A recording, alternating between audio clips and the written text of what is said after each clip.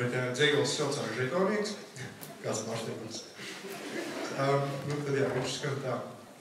Savu žetonu vakars tik reizi mūžā svinēts tiek, pēc vakara oficiālās daļas klases biedri galdā šāmpu liek, bet neaizmirst vēl eksāmenu priekšā, taču neuztraucies, saku jums balsīt patiesā, 5A līmeņa atestātā būs iekšā.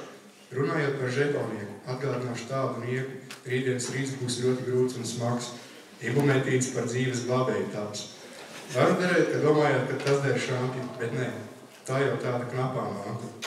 Šoreiz runa iet par tādu lietu tautā saucamo vieninieku, bet ja tā padomā labi, smagi tomēr būs abi.